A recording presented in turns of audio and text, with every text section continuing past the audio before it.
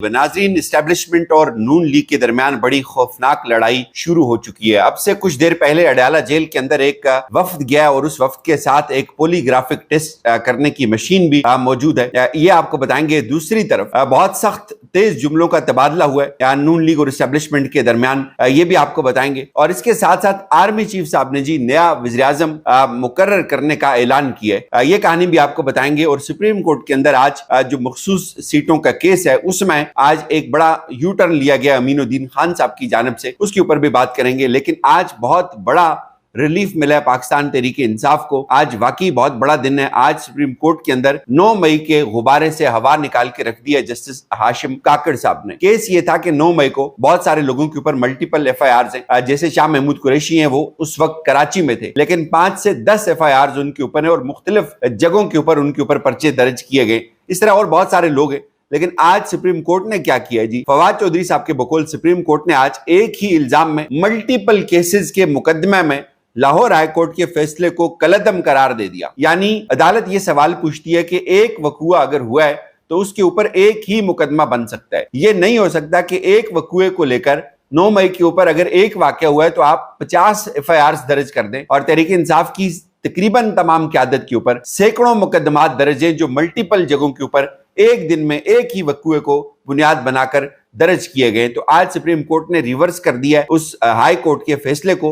उनको कहा कि आप इस फैसले को ठीक करें और कहा कि दोबारा फैसला करें। और अब इन मुकदमात का फैसला इस फैसले से जुड़ा हुआ है कि पहले हाई कोर्ट यह फैसला करे कि एक ही वाक़े पर दर्जनों मुकदमात बन सकते हैं या नहीं बन सकते। इसके बाद इन मुकदमात को चलाया जाएगा। यह एक बहुत बड़ा रिलीफ है पाकिस्तान तहरीक इंसाफ के लिए सुप्रीम कोर्ट से। लेकिन आज एक बहुत बड़ी डेवलपमेंट हुई। आप ये सुनते हैं कि सिर्फ पाकिस्तान के अंदर ही आर्मी चीफ जो है वो वज़ीर-ए-आज़म बनाते हैं, ऐसा नहीं है। सूडान के जी फौजी सरबराह जो हैं अल बुरहान, उन्होंने अक़वाम मुत्तहिदा के साबिक एहलकार को वज़ीर-ए-आज़म मुकर्रर कर दिया है। सूडान के आर्मी चीफ और सरबराह मुमलिकत अब्दुल फातह अल बुरहान ने अक़वाम मुत्तहिदा के साबिक एहलकार कामल इदरीस को अपनी खुद मुख्तार कौंसिल में तब्दीलियों के एक हिस्से के तौर पर वज़ीर-ए-आज़म मुकर्रर किया। अब मुल्क के खाना जंगी अपने तीसरे साल में दाखिल हो चुकी है। जंग के नतीजे में दसियों हजार लोग मारे जा चुके हैं, अहम बुनियादी ढांचा तबाह हो चुका है और 20 मिलियन से जायद लोग बेघर हो चुके हैं। इस खाना जंगी के रुकने का कोई आसार नजर नहीं आता, क्योंकि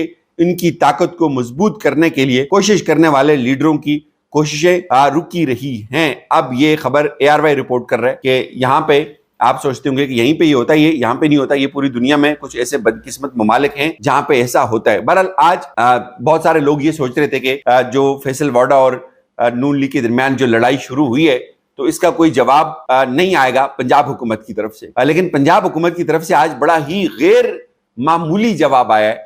एक तो जी आज के दिन ही पॉलीग्राफिक टेस्ट करवाने का फैसला जो कुछ दिन पहले हुआ था इमरान खान साहब के, आज पंजाब हुकूमत की जो टीम है वो अपनी पॉलीग्राफिक टेस्ट की मशीन के साथ अडयाला जेल में अंदर जा चुकी है। और कहा यह जा रहा है कि इसमें लाहौर पुलिस के कुछ लोग हैं, इसमें दीगर उनकी कुछ टीमें शामिल हैं जो इमरान खान साहब के पॉलीग्राफिक टेस्ट करेंगी। और ये टीमें जो है वो अडयाला जेल के गेट नंबर 5 से अंदर दाखिल हुई हैं। एक तो ये इवेंट बहुत ज्यादा मानी खेज है। इसकी वजह मैं आपको बता देता हूं।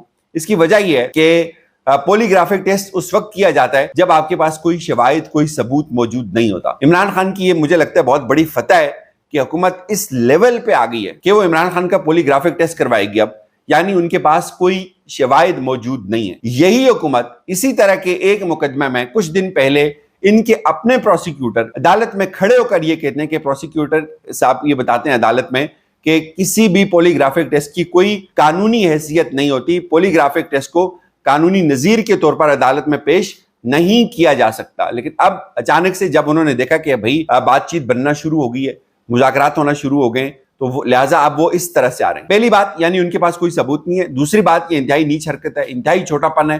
करें नवाज शरीफ भी पॉलीग्राफिक मशीन के साथ बैठकर प्रेस कॉन्फ्रेंस के मैं ये इलेक्शन जीता हुआ हूं, पता चल जाएगा। करें मरियम साहबा भी पॉलीग्राफिक टेस्ट के साथ ये ऐलान कि मैं ये इलेक्शन जीती हुई हूं या हमारी हुकूमत फार्म 45 की हुकूमत है, ये कभी भी नहीं कर सकते। लेकिन ये अब वो तमाम स्पॉइलर एक्टिव हो गए। मैंने आपको कहा था कि जब भी कोई बातचीत शुरू होगी ये स्पॉइलर्स एक्टिव होंगे और स्पॉइलर्स अब एक्टिव हो गए और बहुत बड़ी तेजी के साथ ये एक्टिव हो गए। और आज उन्होंने जवाब भी दिया है। आज जवाब दिया किसने जी, آج عظمہ بخاری صاحبہ نے جواب دیا ہے فیصل واڈا صاحب کو، اور انہوں نے کہا کہ یہ جو فیصل واڈا جو ہے یہ انتہائی سستا شاہ رخ خان ہے، اور اس کو یہ شاہ رخ خان بنا پھرتا ہے، اور یہ ایک ذہنی مریض انسان ہے۔ یہ اچھا ہوا ہے، یہ بہت اچھا ہوا ہے، یہ ہونا چاہیے تھا، اور یہ ہوگا بھی آگے۔ آپ کو جواب اس کے نظر آئیں گے، اور یہ لڑائی آگے اب آپ کو بڑھتی ہوئی نظر آئے گی، یہ آپ کو کہیں رکتی ہوئی نظر نہیں آئے گی۔ لیکن اس دوران بھی ایک بات اگر کسی کو یاد ہو، ہم آپ کو کہتے تھے جب یہ جنگ ختم ہو جائے گی تو کچھ پالشیے باہر آئیں گے اور وہ یہ کہیں گے کہ نواز شریف نے اس لیے کوئی بات نہیں کی کہ نواز شریف لارجر پکچر کو دیکھ رہے تھے، نواز شریف کی خاموشی کی وجہ سے ہندوستان نے اتنے بم روک دیے، نواز شریف کی خاموشی کی وجہ سے ہندوستان نے براموس چلانے بند کر دیے تھے، نواز شریف خاموش تھے تو کچھ منظرنامہ تبدیل ہو گیا۔ یہ لوگ نکال کے لے کے آئیں گے ایسی منطقیں، اور اب وہ منطقیں آنا شروع ہو گئی ہیں۔ منطق کیا آ گئی ہے جی؟ سب سے پہلے جی سہیل وڑائی صاحب کی کہانی سامنے آئی ہے جی۔ سہیل وڑائی صاحب یہ کہتے ہیں کہ مجھے نواز شریف کی خاموشی کی سمجھ آتی ہے، شاید وہ یہ سمجھتے ہوں کہ اگر پاکستان اور انڈیا کے تعلقات خراب ہو جائیں تو میں انہیں ٹھیک کرنے میں اپنا کردار ادا کروں گا۔ مودی صاحب نواز شریف کے گھر بھی آئے تھے، تف ہے ایسی صافت کے اوپر۔ ہندوستان کے پاکستان کے تعلقات اس سے زیادہ کیا خراب ہوں گے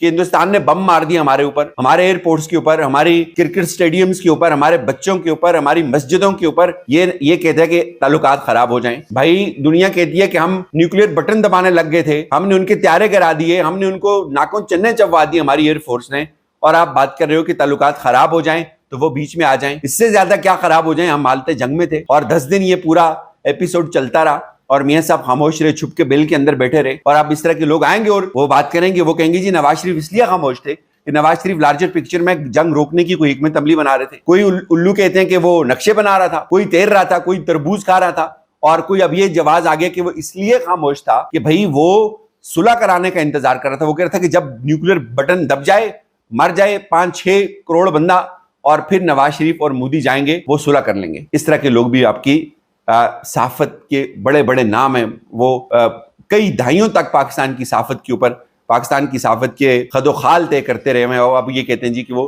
میاں صاحب اس لیے خاموش تھے چونکہ میاں صاحب جو ہے وہ لارجر پکچر میں امن کی بات کر رہے تھے، اور ان کو سہیل وڑائی صاحب کو میاں صاحب کی جو خاموشی ہے وہ سمجھ آ گئی ہے۔ اب ذرا بات کرتے ہیں امین الدین خان صاحب اور مخصوص سیٹوں کے کیس میں۔ مخصوص سیٹوں کے کیس میں جی پھر رولا پڑ گئے۔ ایک تو آج اس کیس میں یہ حامد خان صاحب نے یہ استدعا کی ہے، انہوں نے کہا کہ جب تک 26ویں آئینی ترمیم کا فیصلہ نہیں ہو جاتا تو آپ اس مخصوص سیٹوں کے کیس کو فی الفور ملتوی کریں، اور ساتھ یہ بھی کہا ہے کہ آپ اس تمام کیس کی کارروائی کو لائیو چلائیں، اور ساتھ یہ بھی کہا ہے کہ آپ یہ میری جو درخواستیں ان کے اوپر آپ سب سے پہلے ہمارے دلائل سنیں۔ کل اب یہ دلائل سنے جائیں گے، لائیو تو یہ ہوگا نہیں، لیکن اس کیس میں جسٹس امین الدین خان صاحب ایک کردار ہیں جو اب اس بینچ کی سربراہی کر رہے ہیں۔ وہ کردار ہیں، آپ کو یاد ہوگا جب یہ پہلے منصور علی شاہ صاحب نے یہ فیصلہ دیا تھا تو اس وقت ایک اختلافی نوٹ آیا تھا جس میں یہ کہا گیا تھا کہ کوئی ادارہ سپریم کورٹ کے اکثریتی بینچ کا فیصلہ تسلیم نہ کرے، یعنی وہ فیصلہ جو جسٹس منصور علی شاہ صاحب کی سربراہی میں بینچ نے دیا تھا، تو یہ جج صاحب جو تھے امین الدین خان صاحب، انہوں نے کہا تھا کہ کسی ادارے کے اوپر لازم نہیں ہے کہ اس فیصلے کو تسلیم کریں۔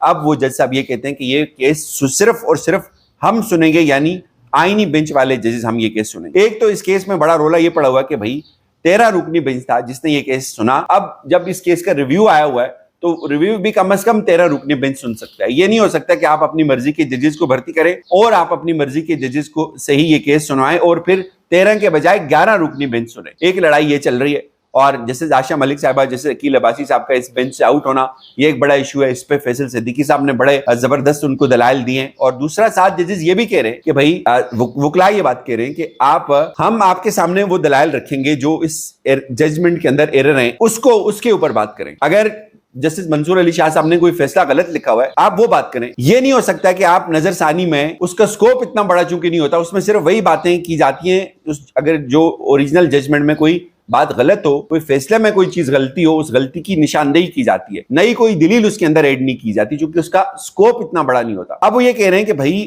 سب سے پہلے تو ہمیں یہ بتائیں کہ نظر ثانی ہونی کس کی ہے؟ کیا منصور علی شاہ صاحب نے جو فیصلہ دیا ہے کہ یہ سیٹیں پاکستان تحریک انصاف کو ملنی چاہیے، کیا اس کی نظر ثانی آپ کر رہے ہیں؟ اس کی نظر ثانی کے لیے تو یہ بہت ضروری ہے کہ کم از کم بینچ اتنا بڑا ہونا چاہیے جس بینچ نے جتنا فیصلہ لکھا تھا۔